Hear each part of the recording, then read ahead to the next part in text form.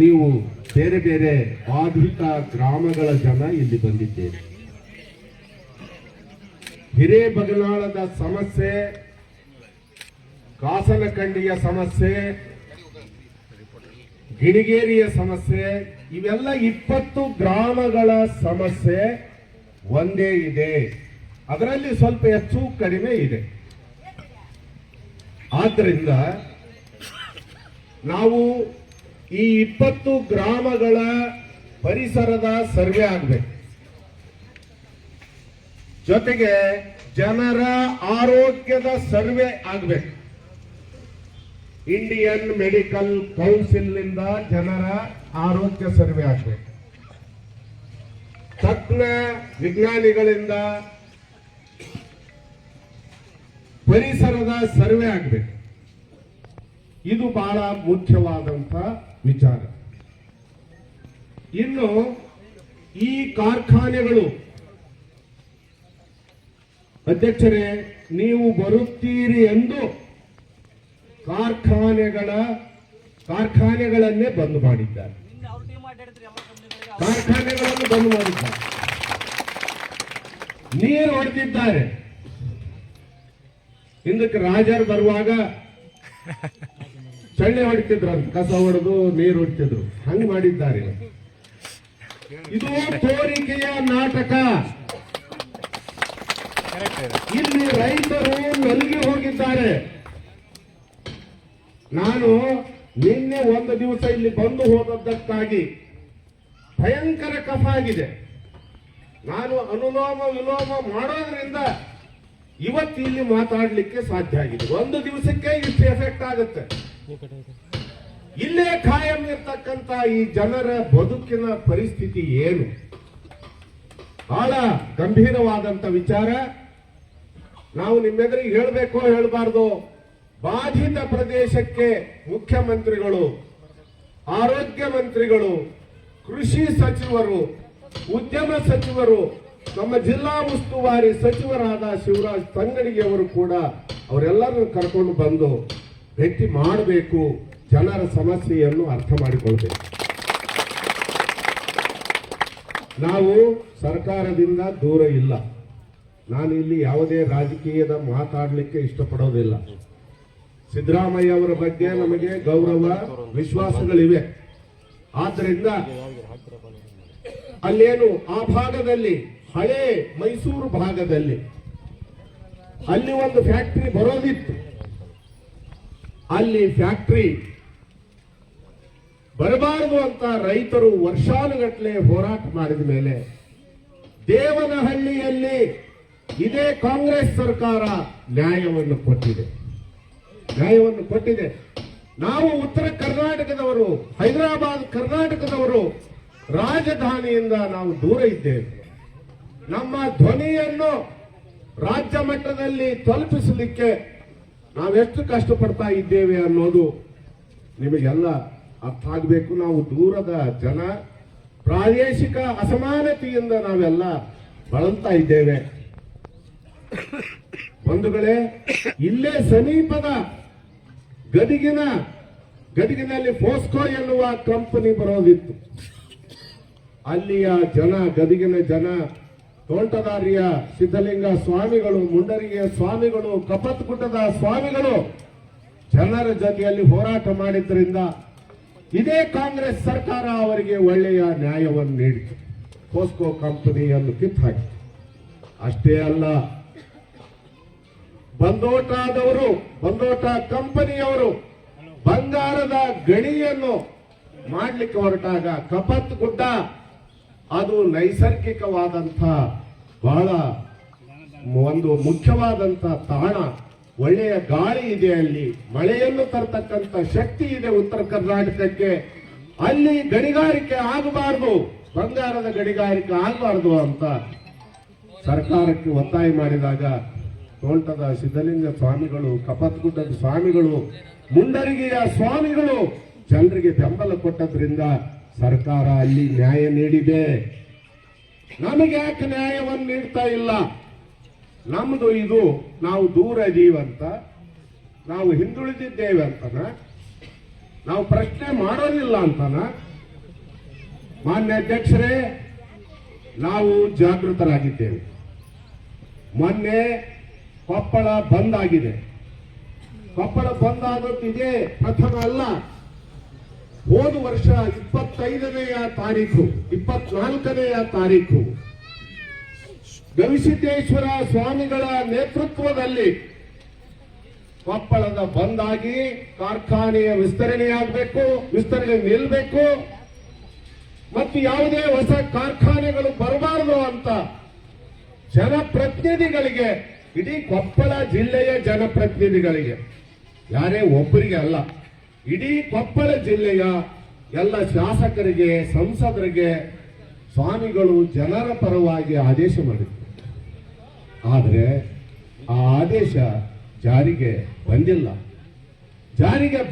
ಅಂತ ತಿಳಿದು ಇದೇ ಫೆಬ್ರವರಿ 24ರಂದು ಹೋದ ವರ್ಷ ಸ್ವಾಮಿಗಳೇನು ಬಂದ್ ಆಚರಿಸಿದ್ರಲ್ಲ, ಅದೇ ರೀತಿಯಲ್ಲಿ ನಾವು ಕೂಡ ಹೋರಾಟ ಸಮಿತಿಯವರು ಬಂದ್ಗೆ ಕರೆ ಕೊಟ್ಟಾಗ ಈ ಗ್ರಾಮಗಳ ರೈತರು, ಕೊಪ್ಪಳದ ಮಹಾಜನರು, ಭಾಗ್ಯನಗರದ ಮಹಾಜನರು ಹೋರಾಟಕ್ಕೆ ನ ಭೂತೋ ನ ಭವಿಷ್ಯತಿ ಅನ್ನುವಂತೆ ಬೆಂಬಲವನ್ನು ಕೊಟ್ಟಿದ್ದಾರೆ.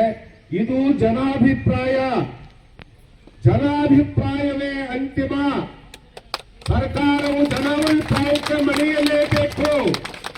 ಮಣಿಯದೇ ಇದ್ರೆ ಮತ್ತೆ ಬೇರೆ ಕ್ರಮಗಳಿಗೆ ನಾವು ಸಾಗಬೇಕಾಗ್ತದೆ. ಜನರು ಹಿಂಸೆಗೆ ಒಳಗಾಗದಂತೆ ಸರ್ಕಾರ ನೋಡಿಕೊಳ್ಬೇಕು. ಅದಕ್ಕಾಗಿ ನಾನು 4 ವಿಷಯಗಳನ್ನು ಮುಖ್ಯವಾಗಿ ಹೇಳ್ತಾ ಇದ್ದೇನೆ. ಹಿಡಿಗೇರಿ, ಅಲ್ಲಾನಗರ, ಬದನಾಳ, ಕಾಸನಕಂಡಿ, ಲಾಚನಕೇರಿ, ಬಸಾಪುರ, ಹಾಲುವರ್ತಿ ಮುಂತಾದ 20 ಗ್ರಾಮಗಳ ಆರೋಗ್ಯದ ತಪಾಸಣೆ ಆಗಬೇಕು. ಅದು ಇಂಡಿಯನ್ ಮೆಡಿಕಲ್ ಕೌನ್ಸಿಲ್ ಇಂದ ಮತ್ತು ಪರಿಸರದ ಸರ್ವೆ ಕೂಡ IIIC ಇಂದ ಆಗಬೇಕು ಅಂತ ಇದು ನಮ್ಮ ಮೊಟ್ಟ ಮೊದಲ ಬೇಡಿಕೆ. ಎರಡನೇದಾಗಿ ಬಸಾಪುರ ಕೆರೆಯನ್ನು ಬಲ್ದೋಟ ಕಂಪನಿ ನುಂಗಿ ನೀರು ಕುಡಿದಿದೆ. ನಾನು ಪ್ರಶ್ನೆ ಮಾಡ್ತೀನಿ, ಜನರ ಪರವಾಗಿ, ರೈತರ ಪರವಾಗಿ ನಾನು ಪ್ರಶ್ನೆ ಮಾಡ್ತೀನಿ. ಕೆರೆಯನ್ನು ಮಾರಾಟ ಮಾಡಿದ್ದು ನಾನು ಕೇಳಿಲ್ಲ. ಇದು ಯಾವುದೇ ಸರ್ಕಾರ ಇರಬಹುದು. ಅವಾಗ 2007ರಲ್ಲಿ ಕೆರೆ ಮಾರಾಟ ಮಾಡ್ಲಿಕ್ಕೆ ಬರೋದಲ್ಲ. ಕೆರೆ ಸಮುದಾಯಕ್ಕೆ ಸೇರಿದ್ದು, ಗ್ರಾಮ ಸಮುದಾಯಕ್ಕೆ ಸೇರಿದ್ದು, ರೈತ ಸಮುದಾಯಕ್ಕೆ ಸೇರಿದ್ದು ಕೆರೆ. ಆ ಕೆರೆಯನ್ನು 33 ಲಕ್ಷಕ್ಕೆ ಲೀಸ್ಗೆ ಕಂಪನಿ ಪಡೆದುಕೊಂಡಿದೆ. ಈಗ ಹೈಕೋರ್ಟಿನ ಆದೇಶ ಇದೆ. ಹೈಕೋರ್ಟಿನ ಆದೇಶ ಇದ್ರೂ ಕೂಡ ಜಾನುವಾರುಗಳಿಗೆ ಕೆರೆಯನ್ನು ಯಾಕೆ ಮುಕ್ತ ಮಾಡಿಲ್ಲ ಅಂತ ನಾವು ಅಧಿಕಾರ ವರ್ಗದವರನ್ನು ಪ್ರಶ್ನೆ ಮಾಡ್ತೀವಿ. ಮೊನ್ನೆ ಜಿಲ್ಲಾಧಿಕಾರಿಗಳು, ಬಹುಶಃ ನನ್ನ ನೆನಪು ಸರಿಯಾಗಿದ್ರೆ 99ನೆಯ ದಿವಸ ಜಿಲ್ಲಾಧಿಕಾರಿಗಳು ಬಂದಿದ್ರು ನಮ್ಮಲ್ಲಿ. ಅಂದು ಜಿಲ್ಲಾಧಿಕಾರಿಗಳು ಹೇಳಿದ್ರು, ಬಸಾಪುರದ ಕೆರೆಯ ವಿಷಯ ಸರ್ಕಾರಕ್ಕೆ ತಿಳಿಸ್ತೀವಿ ಅಂದ್ರು. ನಾವು ಹೋರಾಟ ಸಮಿತಿಯವರು ಹೇಳಿದ್ವಿ, ನೀವು ಸರ್ಕಾರಕ್ಕೆ ತಿಳಿಸುವ ಅಗತ್ಯವೇ ಇಲ್ಲ. ಹೈಕೋರ್ಟ್ ಈಗಾಗಲೇ ಜಾನುವಾರುಗಳಿಗೆ ಮುಕ್ತಗೊಳಿಸಬೇಕು ಅನ್ನುವಂತ ವಿಚಾರ ಇದೆ. ಆದ್ದರಿಂದ ಅದನ್ನು ಜಾರಿಗೊಳಿಸ್ರಿ ಅಂತ ನಾವು ಜಿಲ್ಲಾಧಿಕಾರಿಗಳಿಗೆ ಒತ್ತಾಯವನ್ನು ಮಾಡಿದ್ವಿ. ಇನ್ನೊಂದು ಮುಖ್ಯ ಸಮಸ್ಯೆ ಇದೆ. ತುಂಗಭದ್ರಾ ಅಣೆಕಟ್ಟಿಗೆ, ತುಂಗಭದ್ರಾ ನದಿಗೆ ಈ ಕಾರ್ಖಾನೆಗಳ ಮಾಲಿನ್ಯದ ನೀರು ಸೇರ್ತಾ ಇದೆ. ಈ ಮಾಲಿನ್ಯ ಜೊತೆಗೆ ನಗರ ಮತ್ತು ಗ್ರಾಮಗಳ ಚರಂಡಿ ನೀರು ಕೂಡ ಸೇರ್ತಾ ಇದೆ. ಅದಕ್ಕಾಗಿ ಕರ್ನಾಟಕ ಸರ್ಕಾರ ಈ ಮಾಲಿನ್ಯದ ನೀರು ತುಂಗಭದ್ರಾ ನದಿಗೆ ಸೇರದಂತೆ ಒಂದು ಯೋಜನೆಯನ್ನು ರೂಪಿಸಬೇಕು. ಕಾರ್ಖಾನೆಗಳವರು ತಮ್ಮ ನೀರನ್ನು ಸಂಸ್ಕರಿಸಿ ಹೊರಗೆ ಬಿಡಬೇಕಲ್ಲದೆ ನದಿಗೆ ಬಿಡಬಾರದು ಅನ್ನುವ ಕಟ್ಟಪ್ಪಣೆಯನ್ನು ಪರಿಸರ ಇಲಾಖೆಯ ಚೇರ್ಮನ್ ಅವರು ಮಾಡಬೇಕು. ನೀವಿದ್ದಾಗ ಒಂದು, ನೀವಿರಲಾರ್ದಾಗ ಒಂದು. ಕೊಪ್ಪಳದ ಪರಿಸರ ಇಲಾಖೆ ಅದು ಏನ್ ಕೆಲಸ ಮಾಡ್ತಾ ಇದೆಯೋ ನಮಗೆ ಗೊತ್ತಿಲ್ಲ. ಸರ್ಕಾರಕ್ಕೆ ದುಡ್ಡು ಉಳಿತದೆ, ಆ ಪರಿಸರ ಇಲಾಖೆಯನ್ನು ಮುಚ್ಚುವುದು ಬಹಳ ಒಳ್ಳೆಯದು ಅಂತ ನನಗೆ ಅನಿಸ್ತದೆ. ಅದು ಯಾಕೆ ಹೇಳಿ, ಅದು ಏನೂ ಕೆಲಸ ಮಾಡೋದಿಲ್ಲ ಅಂದ್ರೆ ಆ ಇಲಾಖೆ ಯಾಕೆ ಇರ್ಬೇಕು? ಕಾರ್ಖಾನೆಯ ಪರವಾಗಿ ಮಾಡಂಗಿದ್ರೆ ಸರ್ಕಾರ ಯಾಕೆ ದುಡ್ಡು ಕೊಡ್ಬೇಕು? ಜನರ ಈ ದುಡ್ಡು, ಇದನ್ನು ನಾವು ಪ್ರಶ್ನೆ ಮಾಡ್ತಾ ಇದ್ದೇವೆ. ಈ 3 ವಿಷಯಗಳು ಜೊತೆಗೆ ಮುಖ್ಯಮಂತ್ರಿಗಳು, ಉದ್ಯಮ ಸಚಿವರು, ಕೃಷಿ ಸಚಿವರು, ಯಾಕಂದ್ರೆ ಕೃಷಿ ಹಾಳಾಗಿದೆ, ತಾವು ಖುದ್ದಾಗಿ ನೋಡಿದ್ದೀರಿ. ನೀವು ರಸ್ತೆಗೆ ನೀರು ಹೊಡಿಬಹುದು, ಆ ತೆಂಗಿನ ಗಿಡಗಳನ್ನು ನೋಡ್ರಿ, ಅವು ಹೆಂಗ್ ಕಪ್ಪಿಟ್ಟಿವೆ, ಎಲ್ಲ ಗಿಡಗಂಟೆಗಳನ್ನು ನೋಡ್ರಿ. ಇಲ್ಲಿ ಹೊಸ ಮನೆ ಕಟ್ಟಿದ್ದಾರೆ, ಅಲ್ಲಿಯ ತಗಡದ ಮೇಲೆ ನೀರು ಹಾಕಿಬಿಟ್ರೆ ಕಪ್ಪು ನೀರೆಲ್ಲ ಕೆಳಗಡೆ ಇಳಿತದೆ. ಜನ ನಲಿಗೆ ಹೋಗಿದ್ದಾರೆ, ಅವರಿಗೆ ಧ್ವನಿ ಇಲ್ಲ. ಅವರಿಗೆ ಧ್ವನಿಯನ್ನು ಕೊಟ್ಟದ್ದು ಹೋರಾಟ ಸಭೆ, ಕೊಪ್ಪಳ ಜಿಲ್ಲಾ ಬಚಾವೋ ಆಂದೋಲನ ಹಾಗೂ ಪರಿಸರ ಹಿತರಕ್ಷಣಾ ವೇದಿಕೆ ಅವರಿಗೆ ಧ್ವನಿಯನ್ನು, ಶಕ್ತಿಯನ್ನು ಕೊಟ್ಟಿದೆ. ಅವರು ನಮಗೆ ಮರಳಿ ಶಕ್ತಿಯನ್ನು ಕೊಟ್ಟಿದ್ದಾರೆ. ನಾವು ಅವರಿಗೆ ಶಕ್ತಿ ಕೊಟ್ಟರೆ ಅವರು ನಮಗೆ ಶಕ್ತಿಯನ್ನು ಕೊಟ್ಟಿದ್ದಾರೆ. ಈ ರೀತಿ ನಾವು ಕ್ರಮವನ್ನು ಜರುಗಿಸಬೇಕು. ನಮಗೆ ಸಮಯ ಇದ್ರೆ ಬೇರೆ ಬೇರೆ ಗ್ರಾಮಗಳಿಗೆ ಸಾಂಕೇತಿಕವಾಗಿ ಒಂದು 2 ನಿಮಿಷ ಅವರಿಗೆ ಮಾತಾಡಕ್ ಕೊಟ್ಟು, ಯಾಕಂದ್ರೆ ಒಂದೊಂದು ಊರು ಸಮಸ್ಯೆ ಬೇರೆ ಇರ್ತಾವ, ಅವ್ರಿಗೆ ಹೇಳ್ಬೇಕು ಅಂತ ಇರ್ತದೆ. ದೊಡ್ಡವರು ಬಂದಿದ್ದಾರೆ, ನಮ್ಮ ಅಹವಾಲು ತಿಳಿಸ್ಬೇಕು ಅನ್ನುವಂತ ವಿಚಾರ ಅವ್ರಿಗಿರ್ತದೆ. ಆದ್ರಿಂದ ಅವರಿಗೂ ಕೂಡ ಒಂದು 10 ನಿಮಿಷದ ಕಾಲ ಒಂದು 2-3 ಹಳ್ಳಿಯವರು ಸಾಂಕೇತಿಕವಾಗಿ ಮಾತಾಡಲಿಕ್ಕೆ ಅವಕಾಶ ಕೊಟ್ಟು ಅವರ ನೋವನ್ನು ಆಲಿಸಬೇಕು. ಇದಕ್ಕೆ ತ್ವರಿತಗತಿಯಲ್ಲಿ ಕ್ರಮ ಜರುಗಬೇಕು.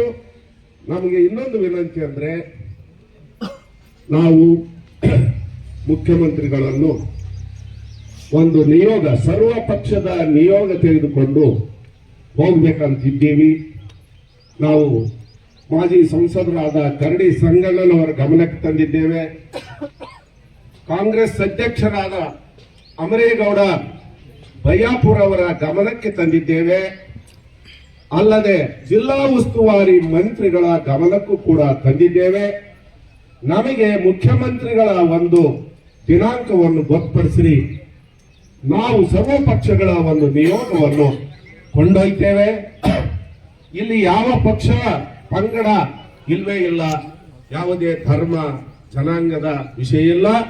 ಸರ್ವರಿಗೂ ಉತ್ತಮ ಗಾಳಿ ಬೆಳಕು ಬೇಕಾಗಿರೋದ್ರಿಂದ 29 ವರ್ಷಗಳ ಹಿಂದೆ ಕೊಪ್ಪಳ ಜಿಲ್ಲೆಗಾಗಿ ಹೋರಾಟ ಮಾಡಿದಾಗ ಸರ್ವ ಪಕ್ಷ, ಸರ್ವ ಸಂಘ ಸಂಸ್ಥೆ, ಸರ್ವ ಧರ್ಮಗಳನ್ನು ಒಳಗೊಂಡಿದ್ದು. ಹಾಗೆಯೇ ಅದೇ ಮಾದರಿಯಲ್ಲಿ ನಾವು ಈ ಹೋರಾಟವನ್ನು ಇಟ್ಕೊಂಡಿದ್ದೇವೆ. ನಮ್ಮ ಸಮಸ್ಯೆಗೆ ಮಾನ್ಯ ಅಧ್ಯಕ್ಷರು ತ್ವರಿತಗತಿಯಲ್ಲಿ ಸ್ಪಂದಿಸಬೇಕು.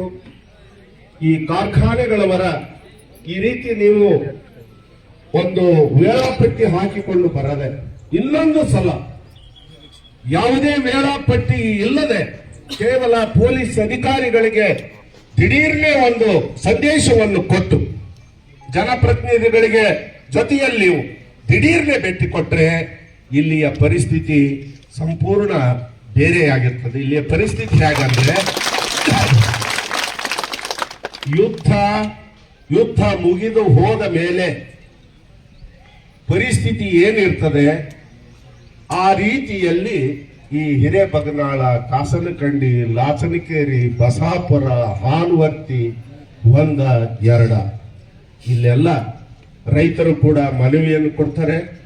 ಎಲ್ಲರೂ ಶಾಂತ ಚಿತ್ತದಿಂದ, ಅತ್ಯಂತ ಪ್ರೀತಿ ಗೌರವದಿಂದ, ದೃಢ ಭಾವದಿಂದ, ಸಂಯಮದಿಂದ ನೀವೆಲ್ಲ ವರ್ತನೆ ಮಾಡಬೇಕು. ನಮಗೆಷ್ಟೇ ಭಿನ್ನ ಮತಗಳಿದ್ರೂ ಕೂಡ ನಾವು ಎಲ್ಲರನ್ನು ಕೂಡ ಗೌರವಿಸಬೇಕು. ಸರ್ವ ಪಕ್ಷ, ಸರ್ವ ಸಂಘ ಸಂಸ್ಥೆ, ಸರ್ವ ಧರ್ಮದವರು ಸೌಹಾರ್ದದ ಒಂದು ಕರ್ನಾಟಕ ನಮ್ಮ ಕನಸಾಗಿರೋದ್ರಿಂದ ನಾವೆಲ್ಲರೂ ಕೂಡಿ ಹೋರಾಡೋಣ. ಈ ನಾವಿಬ್ರು ಸ್ಥಳೀಯರಾಗಿರೋದ್ರಿಂದ ಈಗ 54,000 ಕೋಟಿ ರೂಪಾಯಿಯಲ್ಲಿ ಬಲ್ದೋಟ ಕಂಪನಿ ವಿಸ್ತರಣೆ ಆಗೋದ್ರಿಂದ ಅದನ್ನು ಮೊದಲು ತಡೆಗಟ್ಟಬೇಕು. ಎಲ್ಲ ಕಾರ್ಖಾನೆಗಳ ವಿಸ್ತರಣೆ ನಿಲ್ಲಲೇಬೇಕು. ಯಾವುದೇ ಹೊಸ ಕಾರ್ಖಾನೆ ಬರಕೂಡದು ಅನ್ನುವುದು ಜನಾಭಿಪ್ರಾಯ ಆಗಿದೆ, ಜನರ ಒಂದು ಕಟ್ಟಾಜ್ಞೆ ಆಗಿದೆ. ಸರ್ಕಾರ ಇದನ್ನು ಗಂಭೀರವಾಗಿ ಪರಿಗಣಿಸಬೇಕು ಮತ್ತು ವಾಯು ಮಾಲಿನ್ಯ ನಿಯಂತ್ರಣ ಮಂಡಳಿಯ ಅಧ್ಯಕ್ಷರಾಗಿರ್ತಕ್ಕಂಥ ನರೇಂದ್ರ ಸ್ವಾಮಿಯವರು ಇಲ್ಲಿ ಬಂದು ನಮ್ಮ ಎಲ್ಲ ಅಹವಾಲನ್ನು ಕೇಳಿದ್ದಾರೆ. ನಾವು ಕೂಡ ನಮ್ಮ ಅಹವಾಲನ್ನು ಹೇಳಿದ್ದೇವೆ. ಎಲ್ಲರೂ ಹೇಳಬೇಕು ಅನ್ನೋದು ಏನಿಲ್ಲ. ಎಲ್ಲರ ಭಾವನೆಗಳನ್ನು ಇಲ್ಲಿ ಕ್ರೋಢೀಕರಿಸಿ ಹೇಳುವಂತ ಪ್ರಯತ್ನ ಮಾಡಲಾಗಿದೆ. ಆದ್ದರಿಂದ ತಾವು ಎಲ್ಲರೂ ಶಾಂತಚಿತ್ತರಾಗಿ ಅವರ ಮಾತುಗಳನ್ನು ಆಲಿಸಬೇಕು. ಈ ಸಭೆ ಶಾಂತವಾಗಿ ನಡಿಬೇಕು. ಕೊಪ್ಪಳದ ಮಹಾಜನರು, ಕೊಪ್ಪಳ ಅಂದ್ರೆ ಇಡೀ ಕೊಪ್ಪಳ ತಾಲೂಕಿನ ಮಹಾಜನರು ಎಲ್ಲ ಕಾಲಕ್ಕೂ ಕೂಡ ಶಾಂತಿ ಸೌಹಾರ್ದದಿಂದ ವರ್ತಿಸಿದ್ದಾರೆ. ತಾವು ಕೂಡ ಹಾಗೆ ವರ್ತನೆ ಮಾಡಬೇಕು ಅಂತ ತಮ್ಮಲ್ಲಿ ಪ್ರಾರ್ಥನೆ ಮಾಡಿ ಮತ್ತು ಅಧ್ಯಕ್ಷರಲ್ಲಿ ಪ್ರಾರ್ಥನೆ ಮಾಡಿ ನನ್ನ ಮಾತುಗಳನ್ನು ನಿಲ್ಲಿಸ್ತಾ ಇದ್ದೇನೆ. ನಮಸ್ಕಾರ.